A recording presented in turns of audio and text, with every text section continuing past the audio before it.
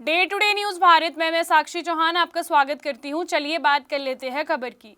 कांग्रेस नेता बीरेंद्र सिंह सद्भाव यात्रा को लेकर आज अंबाला पहुंचे व कांग्रेस नेताओं से यात्रा को लेकर अहम बैठक की।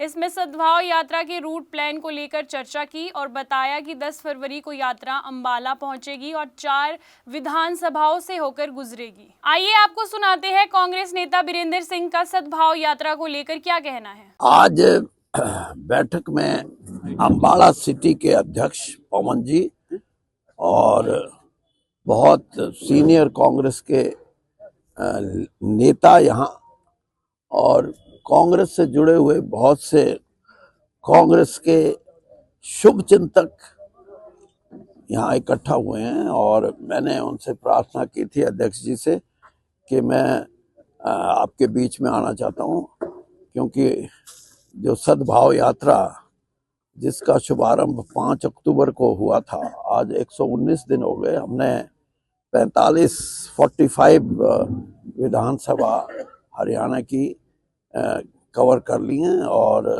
अब कल से कालका से दूसरा यानी आधे के बाद का कार्यक्रम शुरू होगा। तो उसमें अंबाला ज़िले की 4 कॉन्स्टिट्यूंसी हैं और उसमें अंबाला सिटी, अंबाला कैंट और ये 11-12 ना भाई, या अंबाला शहर 13-12 कैंट और 10-11 मुलाना।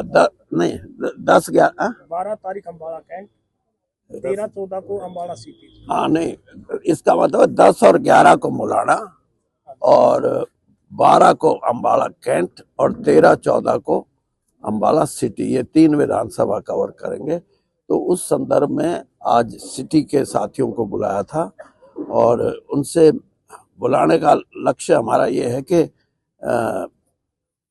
यात्रा का रूट क्या हो। तो उसमें ये इन्होंने कहा कि हम आज कल में आपको रूट बना के देंगे और रूट का भी मैंने भी इनको यही कहा कि जहाँ ज़्यादा लोग यात्रा को देख सकें, यात्रा का जो मैसेज है वो ले सकें और 14-15 किलोमीटर एक दिन की यात्रा का लक्ष्य होता है हमारा। और बृजेंद्र सिंह इस यात्रा को शुरुआत उन्होंने की थी और उसको लीड कर रहे हैं और राहुल गांधी जी ने इस यात्रा को लेकर यही कहा कि जो कोशिश है भारतीय जनता पार्टी की और सरकार उसकी मदद पे है इस काम के लिए कि समाज को बांट के अगर वैसे वोट नहीं मिलती हरियाणा में, क्योंकि मेरा राजनीतिक अनुभव ये बोलता है कि हरियाणा में जो हमारा आपस का भाईचारा है, वननेस है, उसको बड़ी आसानी से कोई ये सोचे कि किसी ना किसी तरीके से उसको खराब करें, आपस में ईर्ष्या पैदा हो जातीय आधार पे या धर्म के आधार पे या क्षेत्रीय आधार पे। इन चीज़ों का बीजेपी ने कोशिश की हरियाणा में, सफलता तो उनको नहीं मिली और कहीं ना कहीं उनको मुंह की भी खानी पड़ी।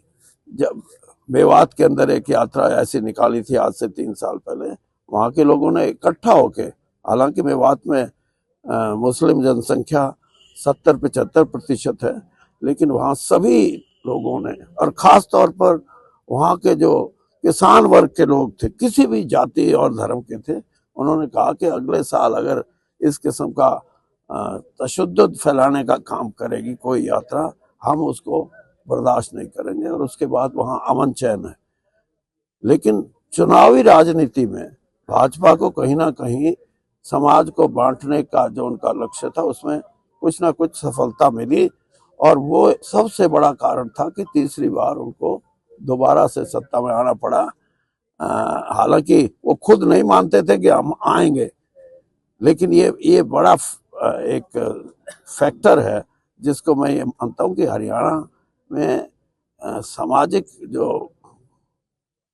तोड़ने की जो एक उनकी बात है, जिनका उन्होंने असरदार तरीके से प्रयोग किया है, हम ये समझते हैं कि हम आज के दिन मैदान में नहीं निकलेगा कांग्रेस का आदमी इस ध्येय के साथ कि हरियाणा का भाईचारा, क्योंकि इसमें सीधा है कि कांग्रेस का हाथ भाईचारे के साथ, इस यात्रा का स्लोगन है ये।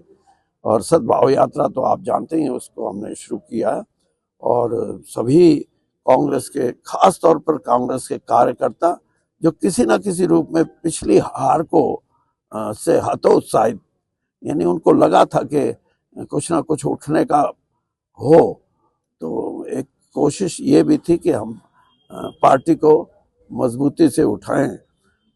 तो जहां पार्टी उठेगी, लेकिन पार्टी से भी ज्यादा मजबूती हम अपने समाज के रूप में भी, जो हमारा सामाजिक एक जिम्मेदारी भी बनती है एक राजनीतिक दल की हैसियत से।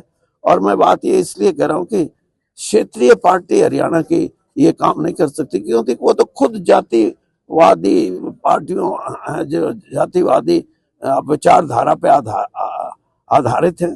तो इसलिए कांग्रेस ने ये पहल की है और लोगों का बहुत बड़ा और खास तौर पर बुद्धिजीवी वर्ग का बहुत बड़ा हमारे को प्रोत्साहन मिल रहा है। और हर वर्ग का आदमी, और जैसे मैंने बुद्धिजीवी की बात की, चाहे कोई लेक्चरर है, कोई टीचर है, कोई डॉक्टर है, कोई इंजीनियर है, कोई सीए है, चार्टर्ड अकाउंटेंट है, कोई लॉयर्स हैं, सभी लोग इस यात्रा को सही मानते हैं और उनका सबका एक किस्म से समर्थन भी हमारे को प्राप्त है। और कांग्रेस के हजारों साथी हर किस्म से इस यात्रा में किसी न किसी सक्रिय रूप से अपनी हिस्सेदारी डाल रहे हैं। तो यहाँ तो मैं पहले भी, आज से मेरे ख्याल में 2 साल पहले शैलजा जी ने एक यात्रा की थी, उस यात्रा में भी मैं शामिल हुआ था। उसका भी हमारे को यहाँ के लोगों ने बहुत समर्थन दिया।